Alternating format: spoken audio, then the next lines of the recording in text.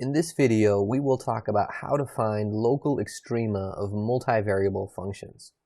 So local extrema just means finding local mins and local maxes. So I want to motivate this by drawing a picture.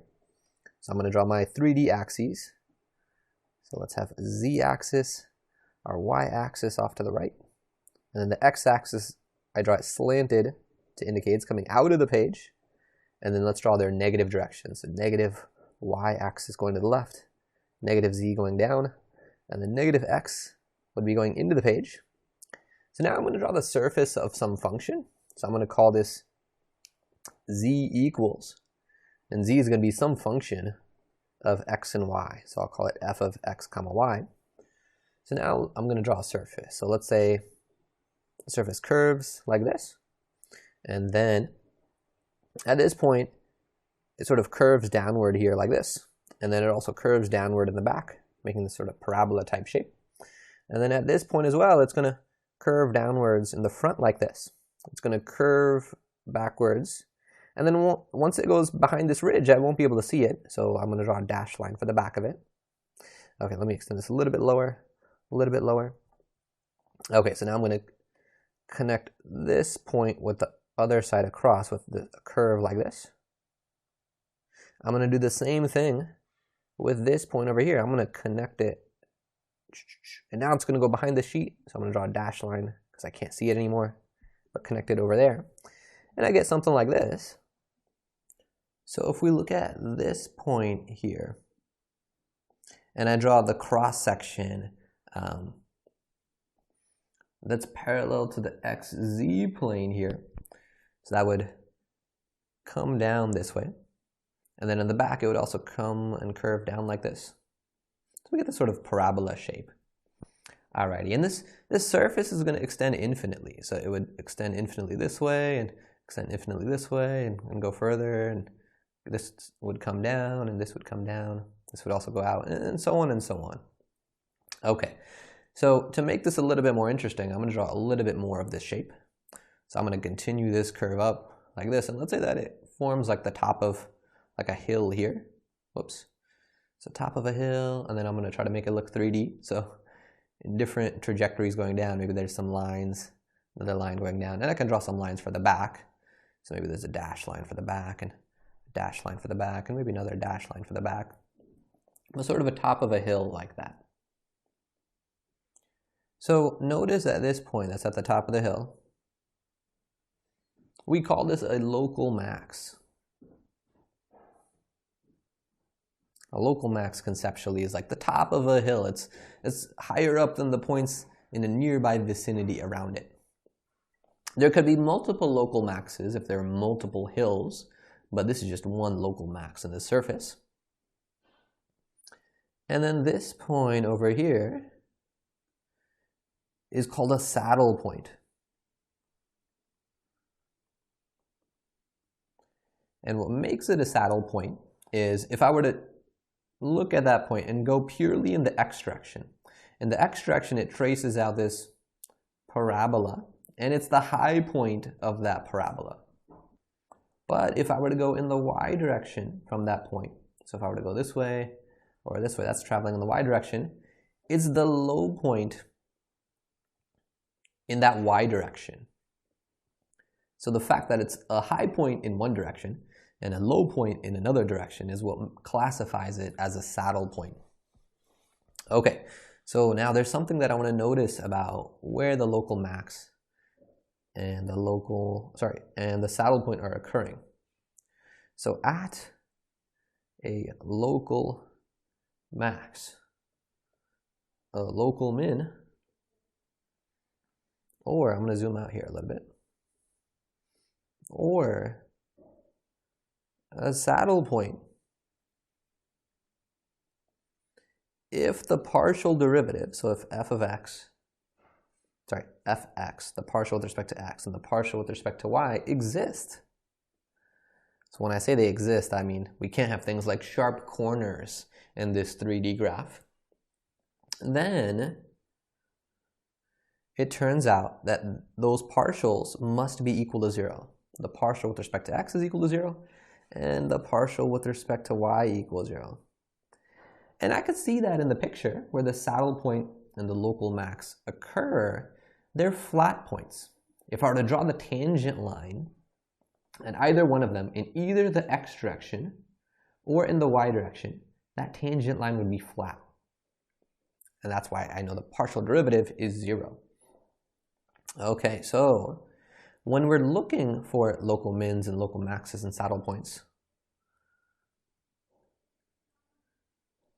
in other words, when we're looking for the local extrema, that means mins and maxes, and these saddle points,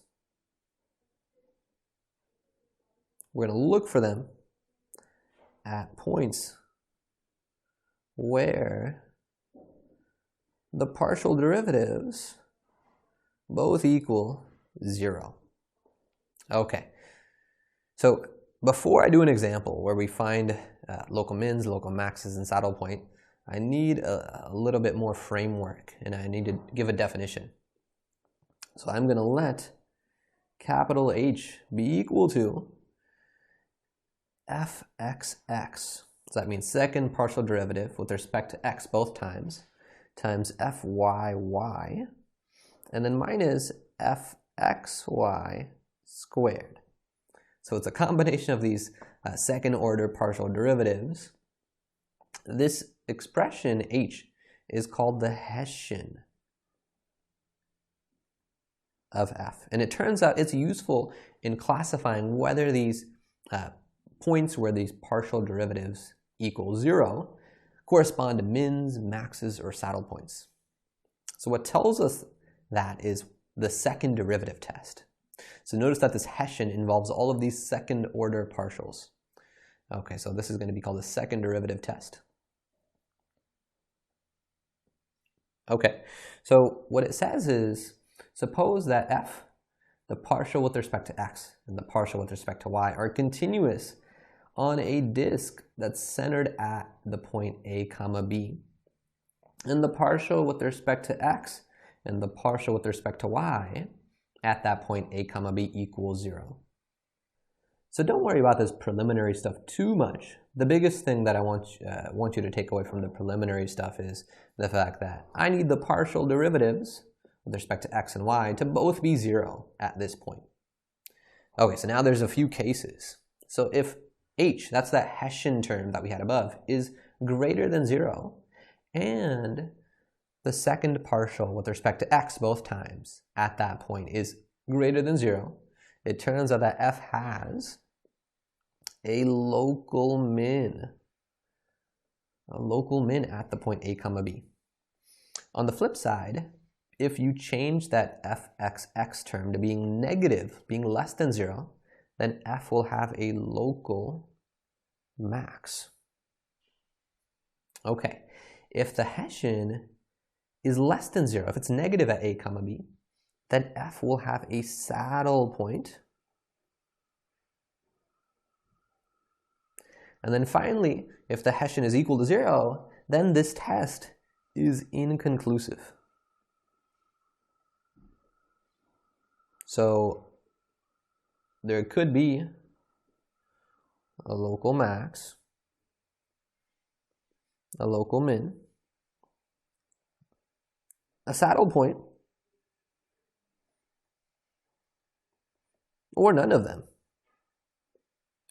We can't tell from this test. We'd have to either have a graph of the function and be able to look at the graph, or have a table of values and be able to try to determine it from that table.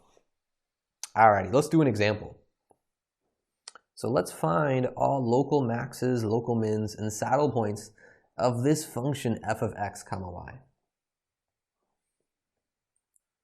So let's write down the solution. So we are going to need to set the partial derivatives, the partial with respect to x and the partial with respect to y, both equal to 0. Okay, so let's find the partials. If I do the partial with respect to x, well, the first term doesn't have any x's in it, so it gets treated as a constant. So that's going to be 0. And then partial with respect of 2x squared would be 4x. The next term is also going to be 0 because there's no x's in it. And then for minus 4xy, the 4y gets treated as a constant. So that derivative is going to be minus 4y. So we need to set that equal to 0. So now the partial with respect to y. For the first term, that derivative is going to be y squared. The next term is going to be 0 because it gets treated as a constant because there's just x's in it, no y's. For the next term, we'd get minus 4y. And then in the last term, the 4x gets treated as a constant. So the derivative there is going to be minus 4x. And then this equals 0. Okay, so I can simplify these two equations a little bit. Like in this first equation, I could rearrange it and divide by 4. And if I do that, we get y equals x. So that's kind of nice. And the second equation, maybe let's just keep it as is for the time being. Y squared minus 4y minus 4x equals 0. So we have these two equations. I'm going to label them. It's equation 1. This is equation 2. So what we have is a system of equations. So we can use our techniques from algebra for dealing with systems of equations. Like for example, one thing that I can do is, if I have one of the variables isolated in one of the equations, like I do in the first equation, I can substitute that into the second one. So let's substitute y equals x into equation 2.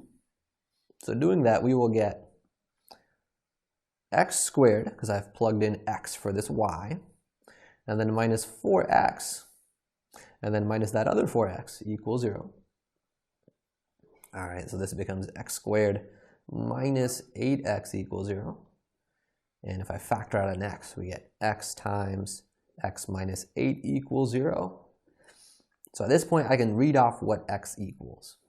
It's either 0 from this first factor, or from the second factor, it's 8. All right, so we have these two values for x. But now I need to know the corresponding values of y. So I need to plug back into one of my equations. And it looks like plugging into the first equation is going to be a little bit easier. Okay, so if I plug back in, if I take the first value of x, and I plug it into equation 1, so I plug this into equation 1, we'll end up getting that y is equal to x, so y is equal to 0. Okay, so that's nice. And then for the other value, x equals 8. When I plug that in, we'll get y equals x, so y equals 8. So overall, this is giving us two points, because x and y combined make up a point. So the first one is 0, 0. The second one is 8, 8. Okay, so it's always a good idea to be sure that these points also, we get the same points when we plug into the other equation. So note that if we plug into, whoops, I don't know, that just got separated there, into equation 2, what would we get? So let me zoom it out a little bit. If I had plugged into equation 2, so if I did x equals 0 and I plugged it into equation 2, I'm going to skip what we end up getting. I'm going to skip the process of solving it. I'm going to just tell you what we end up getting when you plug it into equation 2. And we'll get y equals 0 and 4. So notice that we're getting two values of y, whereas when we plugged it into equation 1, we just got one value of y. If I did the same thing with x equals 8, if I plugged it into equation 2, we'd get y equals two values again, 8 and negative 4. Again, I'm skipping the steps to show you how I got these values. It's pretty quick, just some quick factoring. But notice that there's a couple of extra values that we didn't get from plugging into equation 1. So notice that we did get 0 both times when we plugged in x equals 0. And we did get y equals 8 when we plugged in x equals 8 into both. But I didn't get the 4, and I didn't get this negative 4. So those are extraneous. These are extraneous. When we have a system of equations, our points, our answers that we get must satisfy both equations. But this y value 4 and this y value of -4 didn't end up satisfying the first equation because we didn't get them as answers when we plugged them into equation 1. All right, so these points 0, 0, and 8, 8, they are called critical points.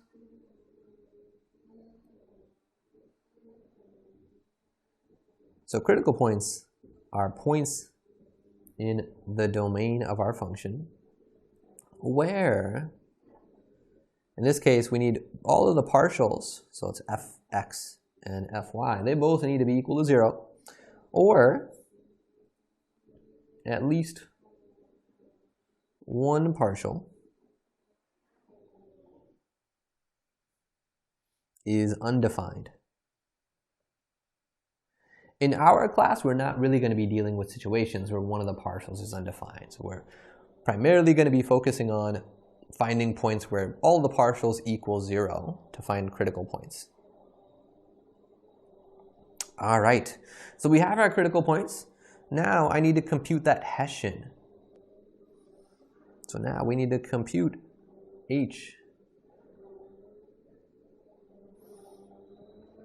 All right, so remember what our partials were. The partial with respect to x was 4x minus 4y.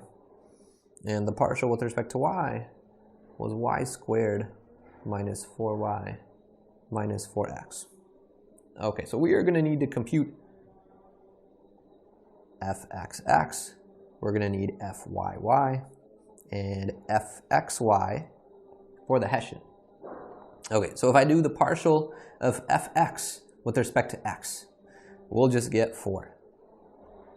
And if I take the partial with respect to y, and I do the partial again one more time with respect to y, we will get 2y minus 4. And for fxy, that means take fx and now do the partial with respect to y, which will give us -4. Technically, because of Clairaut's theorem that we stated in the last section, this partial fxy should be the same thing as fyx. So even if I had done it in the other order and taken my fy and then done the partial of that with respect to x, I should have gotten the same thing. I would have gotten -4. Alrighty, so we're ready to write the Hessian. The formula for h is fxx times fyy minus fxy squared. So if I plug into this, fxx is 4 times 2y minus 4, and then minus -4 squared. So I can simplify this, I can distribute the 4 and get 8y minus 16, and then minus another 16. So overall this is 8y minus 32, and that's our Hessian right there. So now let's make a table because I need to plug all of our critical points into this. So I'll keep track of our critical points, the value of h, the value of fxx, and then what's our conclusion? Is it a max, is it a min, or is it a saddle point? So our critical points, remember, were 0, 0, and 8, 8. So if I plug 0, 0 into this Hessian, into h, we're going to plug 0 in for the y. There's no x in this formula, which means we just don't plug the 0 for x in. There's nowhere to plug it into. So if I do plug that 0 in for the y, we get 8 times 0 minus 32, which is -32. So if I zoom it out and look at our second derivative test, when h is negative, which case is that? That's case 3 here. Case 3 says when h is less than 0, then my function has a saddle point. So in that case, we actually don't even need fxx. This was not even needed. but we can say this conclusion that we have a saddle point. Okay, and then when we plug in 8, 8 into our Hessian, we will get 8 times 8 minus 32, which simplifies to 32, and that's positive. So when age is positive, okay, so that could be either case 1 or case 2. Okay, so we are also going to need to know what is fxx. And fxx was just, it was a nice constant, it was just 4. So that's positive, and when it's positive, we are going to have a local min. So let's state that. We have a local min. Local min. All right, so now I just need to write my conclusion as a sentence. So by the second derivative test,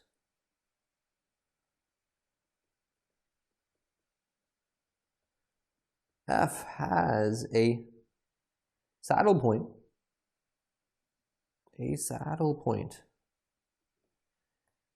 at 0, 0, and a local min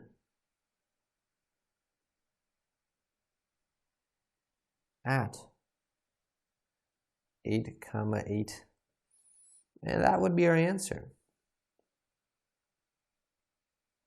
So in the next video, we are going to do another example of classifying local maxes, mins, and saddle points.